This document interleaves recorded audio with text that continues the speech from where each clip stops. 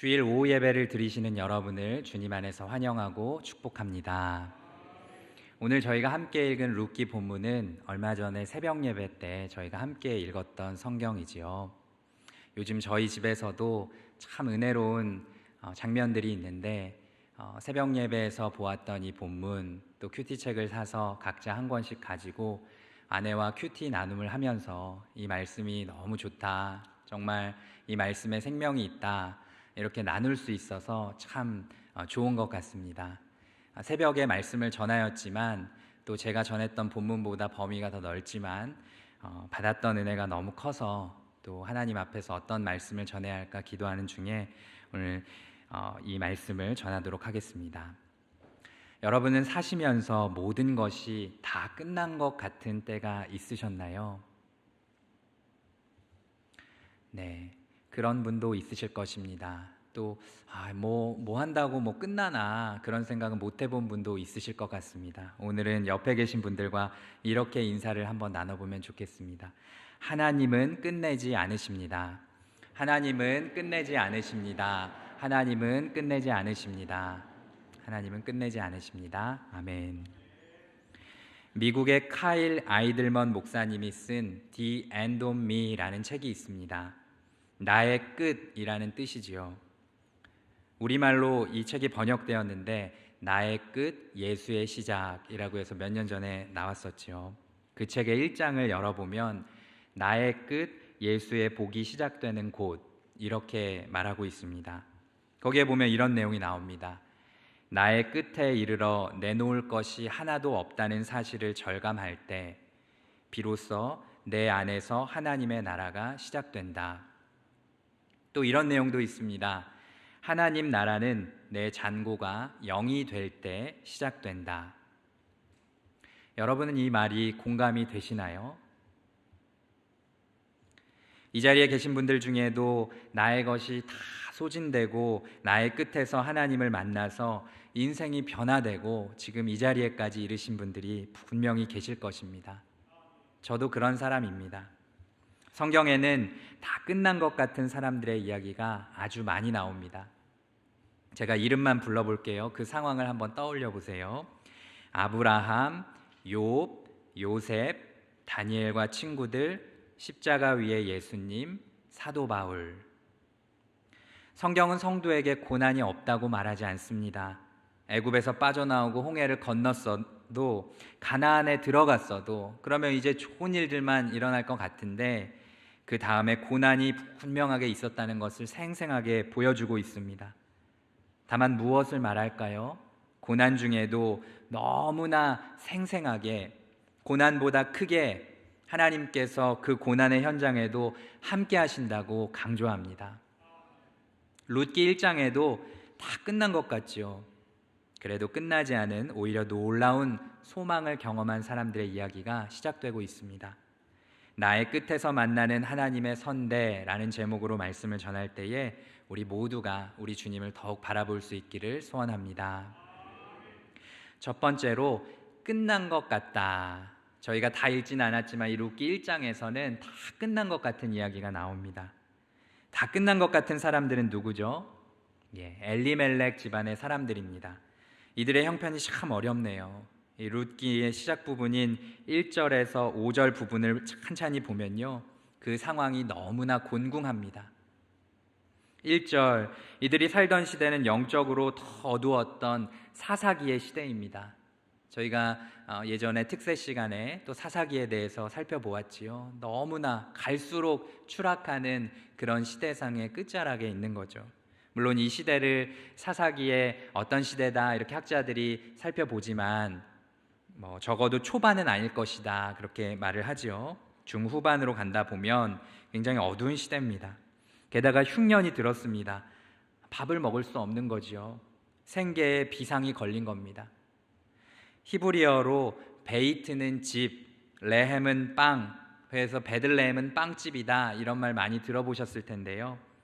우리말로 하면 밥집, 쌀집, 이렇게 먹을 것이 풍성한 곳에 풍족한 양식을 얻던 이 땅, 이스라엘에서도 가장 비옥해서 이런 밥집이다 이런 별명을 갖고 있는 이 베들레헴에서 지금 밥 걱정을 하게 생긴 것입니다. 풍족함을 누리던 사람이 갑자기 빈곤해지면 더 힘들겠죠. 지금 그런 상황입니다. 그래서 많은 구약학자들이 사사기 시대의 정황에서 하나님 앞에 영적으로 범죄해서 그 범죄에 대한 심판으로 지금 전 지역에 기근이 왔을 것이다, 이렇게 보는데요. 이스라엘 공동체가 전체적으로 벌을 받고 있고 영적으로 너무 어두운 상황이다, 그런 때다라고 설명을 합니다. 게다가 2절에 보면 타문화권으로 이사를 하지요. 산 넘고 물 건너서 사해 건너편에 있는 모압 땅으로 건너갑니다. 여러분이 보시기에 베들레헴이 여기 있다면은 여기에 사해가 있고요. 이 사해 건너편 지방에, 동쪽 지방에 모압 땅이 있습니다. 이곳으로 가는 길은 한 두 가지 길이 있다고 알려지는데요. 어디로 가든지 굉장히 험한 길을 건너서 이제 이방 땅으로 가게 되는 것이지요. 그 땅은 동족들이 사는 땅이 아니라 완전히 다른 세상이었을 것입니다. 만약에 이 자리에 계신 여러분들이 다음 주부터 한국이 아니라 인도에서 삶을 살아야 된다, 그냥 거기에서 쭉 살아야 된다, 이러면 좀 어떠실 것 같으세요? 제가 단기 선교차 인도에 갔었는데 숙소의 문을 딱 여니까 뭐가 있었을 것 같습니까? 네, 뭐 그런 것들이 있었겠죠. 소 2마리가 복도에 앉아가지고 눈을 꿈뻑꿈뻑 이렇게 뜨고 있는 거예요. 제가 뭐 외양간에도 가봤지만 소를 그렇게 가까이서 보고 이 무슨 상황인가 하는 때는 처음이었던 것 같습니다. 여정 내내 생전 상상도 못했던 장면들을 보면서 난 누구인가, 여긴 또 어디인가, 뭐 이런 생각을 많이 하게 됐습니다. 그만큼 문화가 다르다는 것은 굉장히 어려운 일이죠. 또 이 모압은 롯과 딸들의 후예들이 살아온 곳이고, 민수기에 보면 이스라엘을 거절하기도 했고 유혹하기도 했습니다. 좋은 관계일 수가 없습니다. 사사기 3장만 봐도 모압이 이스라엘을 압제하지요. 또 자기 번영을 위해서 자녀를 죽여서 불태워 바치면서 그모스 신을 숭배하던 사람들 아니겠습니까? 만만한 동네가 아니거든요. 여기 가서 어떻게 살겠습니까? 하나님을 예배하는 사람들이 살기에는 너무나 힘겨운 곳이었습니다. 게다가 모압 평지는 신명기 설교가 선포되고 언약이 갱신되었던 곳인데, 물론 많은 사람들이 그것으로 집단 이주한 것은 아니겠지만 하나님의 언약 아래에 요단강을 건너서 가나안 지역에서 살고 있던 한 가족이 모압으로 다시 돌아왔다? 이거 자체가 뭔가 불안한 느낌을 갖게 합니다. 그래도 먹고 살기 힘드니까, 살만하니까 처음에는 배고픔을 해결하려고 임시로 잠깐만 있다 가자 했을지 모르겠는데, 돌아갈 수 없는 어떤 여건 때문에 무려 이 땅에서 10여 년을 살게 되었습니다. 문제는 더 심각해집니다. 3절에 거기서 남편, 그러니까 엘리멜렉이 죽었습니다. 배우자와의 사별이라는 고통은 말해서 무엇하겠습니까? 참 말로 설명할 수 없죠. 더구나 고대 사회에서 가장의 죽음은 경제적인 몰락을 부르는 큰 위기였습니다. 집안의 기둥이 무너진 것이죠. 그리고 두 아들이 있는데 상당히 약했던 것 같습니다. 이름이 기럨, 킬르욘하고 말론, 마흘론 이렇게 되어 있는데, 이 히브리어 뜻은 병든, 약한, 이런 뜻입니다. 누가 자식 이름을 이런 식으로 짓겠습니까? 그래서 학자들은 이 아이들이, 이 자녀가 선천적으로 약했을 수도 있고, 또 아니면 되돌아보고 이 이야기를 생각해 보니까 이 사람들은 너무 약하게 살다가 병으로 죽어서 이런 별명을 갖게 됐을 것이다, 이렇게 설명을 합니다. 어느 쪽으로 보든지 너무나 안타까운 일이 일어난 것이죠. 아까 배우자를 사별해도 그 고통을 말로 따질 수가 없을 텐데, 자녀가 부모님보다 먼저 떠나게 되었다, 엄마보다 먼저 떠나게 되었다 하면 이거는 뭐 더 설명할 수 없는 것이죠. 어려운 상황 속에서도 결혼시켜서 자녀 낳고 잘 살기를 바랬는데 자녀도 없고요, 일찍 죽고 말았습니다. 당시 사회에서 거듭 말씀드리지만 이제 이 아들들도 없다, 남성이 없다는 것은 경제적으로도 추락하는 것이고 또 사회적 안전망이 아예 없어지는 것이죠. 이제 이들이 처한 현실은 캄캄한 어두움입니다. 한 줄기 남아있던 등잔불에 바람이 휙 불어와서 이제 남아있는 그 작은 불마저 꺼버리려고 하는 그런 안타까운 상황입니다. 그래서 오늘 말씀의 말미에 21절에 보면 나오미가 이 모든 것을 돌아보건대 떠날 때는 풍족 가득했었지만 어느새 텅 비었다고 탄식할 만한 상황이지요. 나오미가 베들레헴으로 돌아왔을 때에는 온 성에 수근수근 난리가 났습니다. 나오미는 자기를 마라라고 불러달라고 하지요. 이 나오미라는 이름이 즐거운 자라는 뜻인데 이 마라는 쓴 자라는 뜻이지요. 정말 모든 것이 다 뒤집어지고 추락하고 꺼져버리는 그런 안타까운 상황, 다 끝난 것만 같은 상황이었습니다. 자, 사람이 이 정도 상황에 이르게 되면 보통 어떤 선택들을 하게 됩니까? 제가 생각해 본 것은 아기 다툼입니다. 너 죽고 나 살자, 또는 너 죽고 나 죽자, 이런 사람 건드리면 안 되죠. 다 같이 망하자 하면서 크게 싸울 것 같습니다. 또 다른 빈번한 예는 중독을 꼽아보았습니다. 이 중독은 무언가 결핍되어서 텅 비어 있을 때 거기를 무언가로 채우려고 할 때 오지 않습니까? 이 목마름에 소금물을 마시듯이 이 소금물을 목이 마른데 이렇게 마시면 해갈이 되는 것이 아니라 더 목이 타들어가는 그런 고통을 느끼게 될 것입니다. 결국 자신을 잘못되게 하고 망하게 하는데도 죽을 때까지, 망할 때까지 그걸로 채우려고 하는 것이죠. 이 남녀노소 빈부도 상관이 없습니다. 누구라도 그런 것으로 채우려고 하면 끝없는 결핍과 허무가 있을 것입니다. 그런데 성경은 무엇을 말하고 있습니까? 그런 텅 빈 자리에, 예수님 없는 그 자리에 다른 어떤 것으로도 채울 수 없다. 예를테면 사마리아 여인이 우물가에서 예수님을 만날 때 그런 장면 나오지 않습니까? 예수님만이 영원히 목마르지 않게 하신다. 우리가 이것을 붙들고 나아가는 줄 믿습니다. 성경은 예수님만이 답이라고 명확하게 제시를 하고 있습니다. 저희가 지난주 이 자리에서 베데스다 연못에 관한 설교를 들었는데요, 당시 사람들의 평균 수명이 아주 짧았다고 하죠. 그러니까 38년이라고 하면은 거의 인생의 대부분을 그렇게 기다리면서 있어야 했던 사람들이 전혀 해결이 안 되었다는 것입니다. 사람에게는 미신이나 나의 노력이 아니라 오직 예수님이 필요하다. 그것을 말씀을 통해서 보았는데요, 다 끝난 것 같은 우리 삶의 자리에 나의 끝에서 비로소 하나님의 역사가 시작된다는 말씀을 믿고 의지하며 소망을 얻는 저희들이 되기를 축복합니다. 두 번째로 볼 것은 거기에도 하나님의 선대가 있다라는 것입니다. 이 절에 가면, 어디 다른 곳에 가면 이런 이야기를 하지 않는데요, 성경은 분명하게 말합니다. 다 끝난 것 같은 그 상황, 거기에 하나님의 선대가 있다. 성경은 앞서 드린 것 같은 이야기를 룻기 버전에 맞게 말해주고 있습니다. 모압에 있는 나오미와 며느리들에게 일말의 단서가 될지 모르는 소식이 들려옵니다. 6절에 보면 여호와께서 자기 백성을 돌보시사 그들에게 양식을 주셨다, 이런 소식이 들려옵니다. 지금 범죄로 인해서 양식이 끊어지고 하나님의 징계를 받고 있던 중에 아주 좋은 소식, 그토록 기다렸던 소식, 10년간 듣지 못했던 그 소식을 듣게 된 것입니다. 한 줄기 소망의 빗줄기가 저 멀리서 비춰오는 것 같았지요. 끝난 것 같은데 거기에 하나님의 선대가 있었던 것입니다. 성도는 결코 끝장날 수 없는 것입니다. 선대라는 이 말은 오늘 말씀의 제목에도 기록을 했는데요, 8절에 나오고 있습니다. 우리 8절 말씀은 다 같이 함께 한 번 더 읽어보도록 하겠습니다. 나오미가 두 며느리에게 이르되 너희는 각기 너희 어머니의 집으로 돌아가라. 너희가 죽은 자들과 나를 선대한 것 같이 여호와께서 너희를 선대하시기를 원하며. 아멘. 우리말로는 둘 다 선대라고 했지만 앞에 나온 선대는 히브리어로 일하다, 만들다 이런 뜻을 가지고 있습니다. 그리고 두 번째 나왔던 뒷부분의 선대는 바로 그 유명한 헤세드라는 말을 번역한 것입니다.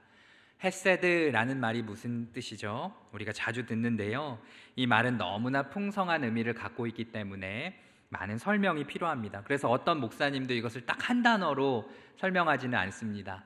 하나님의 사랑, 하나님의 긍휼, 자비, 신실함, 친절함, 은혜, 선대, 이렇게 설명할 수 있죠. 그 모든 것을 다 아우르는 개념이기 때문에 어떤 한 단어로 말하기가 좀 어렵지요. 이 선대, 헤세드에 관한 유명한 정의는 약한 자가 곤궁에 처해 있을 때 강한 자가 그럴 의무가 없음에도 불구하고 자발적으로 보이는 충성입니다.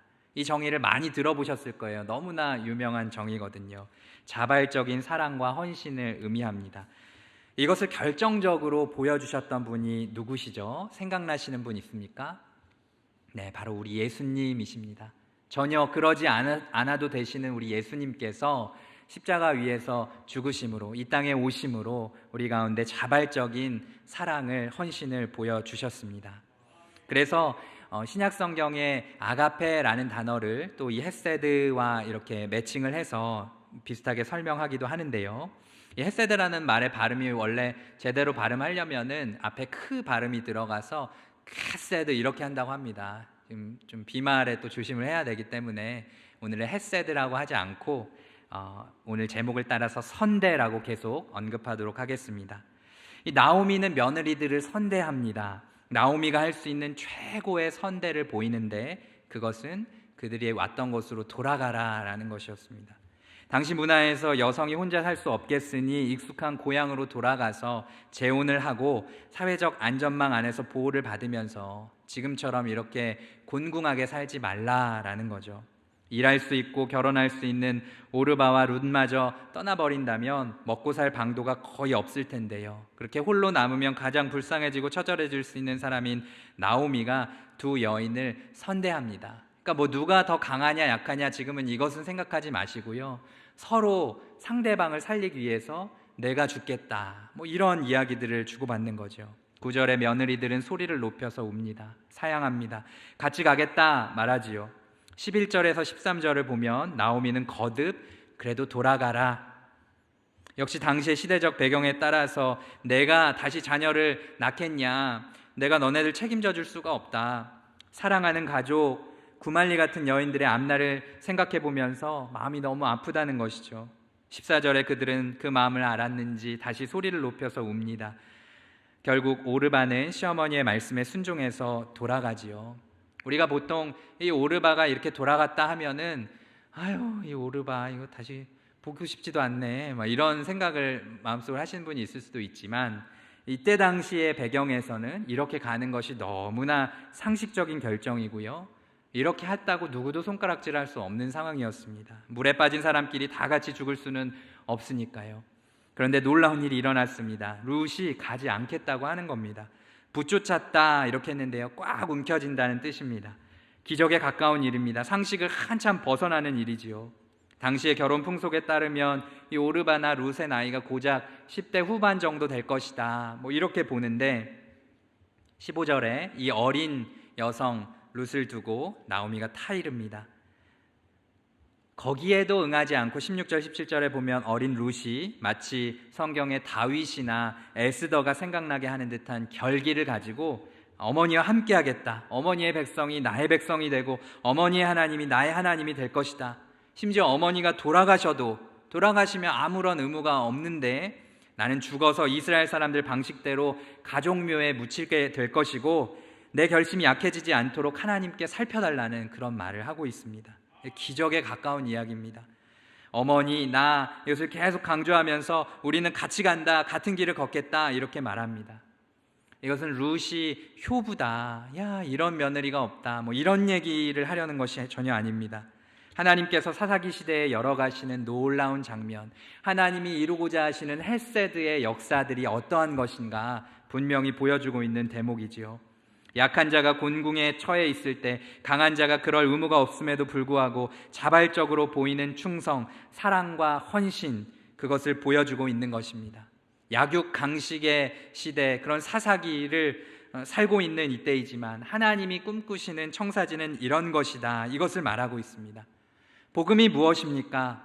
내가 하는 게 아니지요. 자아숭배가 아닙니다. 하나님께서 하시는 것입니다. 하나님만이 하시는 것입니다.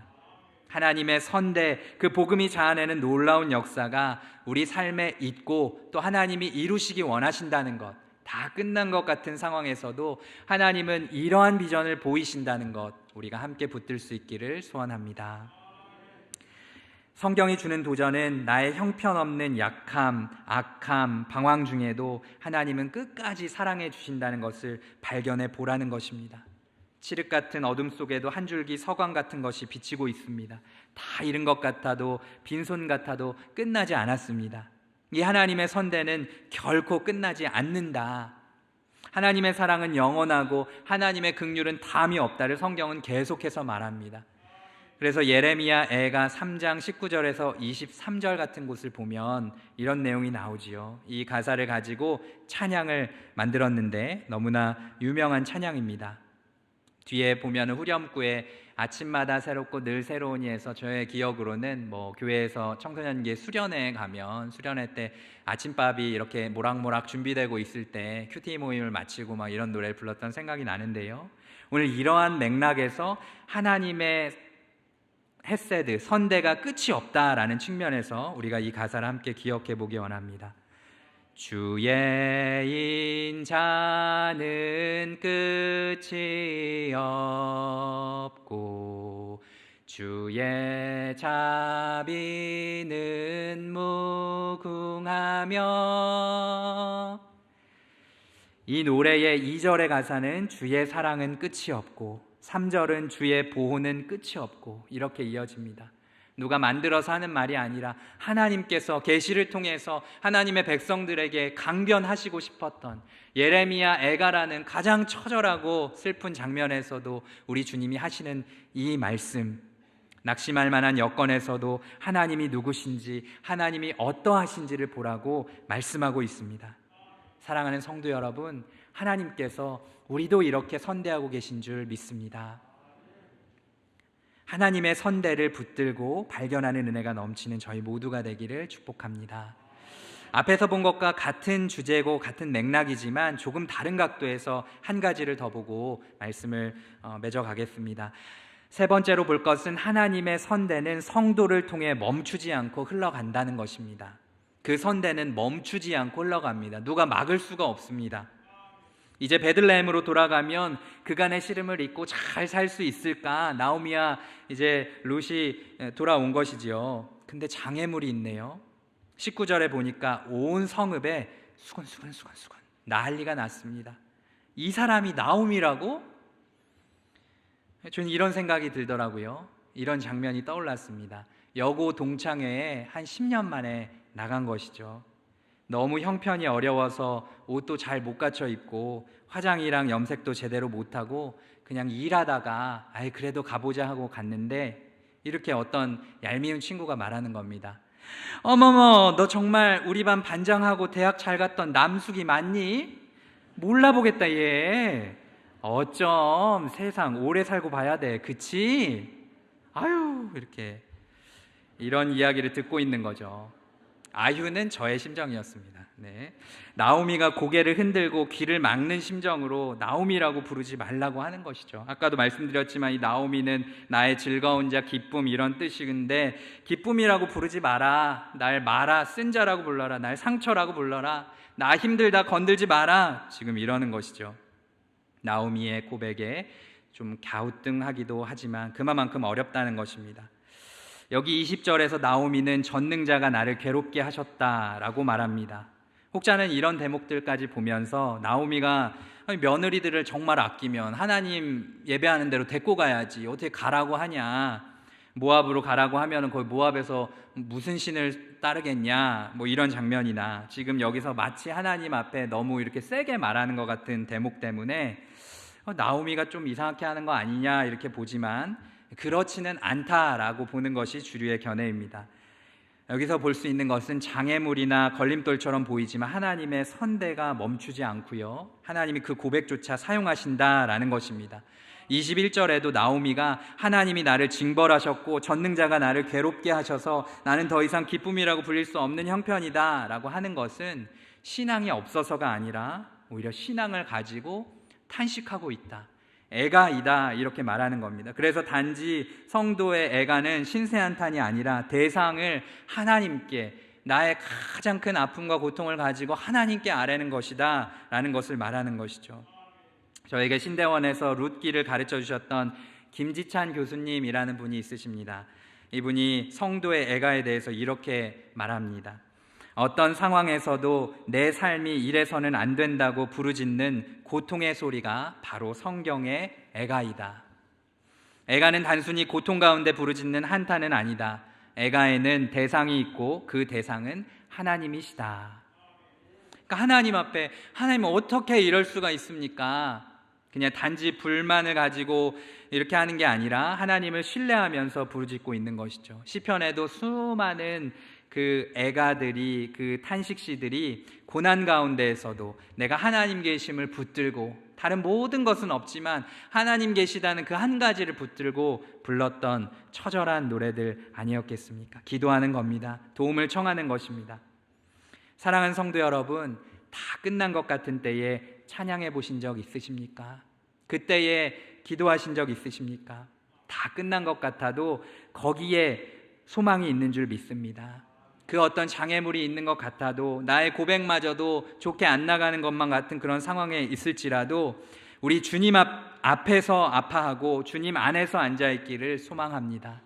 이 룻기는 돌아오라는 것을 끊임없이 말합니다. 돌아오라는 동사가 15번이나 나오고 있는데요, 하나님 앞으로 돌아와야 한다. 모압에 간 것이 어쩔 수 없고 거기서 정착하는 것도 피할 수 없었을지라도 돌아와야 한다를 말하고 있고요, 애가를 부르게 될지언정 하나님 앞에서 지금 이 노래를 불러라. 베들레헴에 와서 환영받지 못하고 이렇게 모욕을 당하고 있지만, 그러나 여기에서 기도하고 여기에서 하나님 뜻 따라가야 한다라는 것을 말하고 있습니다. 우리의 삶의 자리에서도 우리가 돌아와야 할 자리가 있지 않습니까? 이 자리에 계신 분들은 여기에 이렇게 잘 계시지요. 하지만 이곳으로 또 돌아오셔야 할 분들도 있습니다. 또 우리의 삶 가운데에서 순간순간마다, 자리마다 정말 하나님 앞으로 나아갈 그 지점과 영역들이 있을 줄 압니다. 우리가 하나님 앞에서 돌아가며 그 장애물들을 넘어서는 그 하나님의 선대를 깊이 경험할 수 있기를 축복합니다. 또한 하나님의 이 선대는요, 사람을 통해서 이어집니다. 22절 말미에 보면 희망의 끈을 이어갈 만한 하나님이 예비하신 놀라운 이야기 2가지가 등장하고 있습니다. 바로 동역자인 룻이 함께하고 있다라는 사실과 보리 수확의 때라는 것입니다. 먹을 것이 없어서 갔는데 이제 보리를 수확할 수 있는 때가 오고 있다는 것이죠. 이 보리 수확의 때를 보아스와 연결한다면 이제 보아스라는 사람을 통해서 그 선대가 흘러가게 될 것입니다. 하나님께서 그냥 출애굽할 때 만나를 주시듯이 하늘에서 양식을 막 떨어뜨려 주셔가지고 어디서 아주 많은 식량을 막 이렇게 얻게 하셔가지고 그냥 끝내시면 되겠는데, 하나님은 사람을 통해서 그 장애물이 극복되고 선대가 흘러가게 하는 것을 보여주고 계십니다. 하나님은 이 한 가정이 10년을 돌면서 하나님 닮은 고백과 헌신을 할 때까지 이끌어가고 계시고요, 그러한 사람들을 곳곳에 심어두셔서 하나님의 선대, 하나님의 선대, 하나님의 선대, 룻기에 이렇게 3번의 그 헤세드, 선대가 나오는데요, 전체를 이렇게 관통하도록 하나님은 이 선대를 핵심에 보여주시는 것을 볼 수 있습니다. 또 심지어 룻기에 보면요, 이 기도와 축복의 장면이 여러 번 나오는데요, 나를 위해서 막 우리 집안을 위해서 막 간절히 하는 그런 장면들이 아닙니다. 전부 다 다른 사람을 위해서, 지금 내가 먹고 살 것도 없어가지고 다 죽어갔던 집안인데, 우리 집안이 어떻게 보면 밑바닥인데 다른 사람들을 위해서 축복하는 그런 장면들이 쟁쟁하게 울려 퍼지고 있는 것들을 볼 수 있습니다. 무엇이 부각됩니까? 하나님의 선대가 하나님의 사람을 통해서 흘러간다. 이 말씀을 받는 우리도 룻기처럼 살라고 부르고 계신 것입니다. 하나님이 어떠한 분이신지, 하나님의 선대 헤세드가 어떤 것인지를 선포해 줄 사람이 필요합니다. 정말 우리 교회, 남현교회 공동체가, 또 우리의 목장이 그러한 곳이 될 수 있기를 소원합니다. 나를 위해 울어줄 사람, 나의 이야기를 공감해주고 함께 아파해주고, 내가 정신을 차릴 수 없을 정도로 힘들 때 나에게 하나님의 길을 권해줄 사람, 어깨동무하고 하나님 나라 끝까지 걸어줄 사람, 내가 목장에서 그런 사람이 되고 또 그런 사랑을 받기를 주님의 이름으로 축복합니다. 하나님은 우리 모두를 그런 자리로 불러주고 계십니다. 끝난 것 같아도 진짜 끝난 것이 아닙니다. 거기에도 하나님의 선대가 있습니다. 하나님의 선대는 성도를 통해 멈추지 않고 흘러갑니다.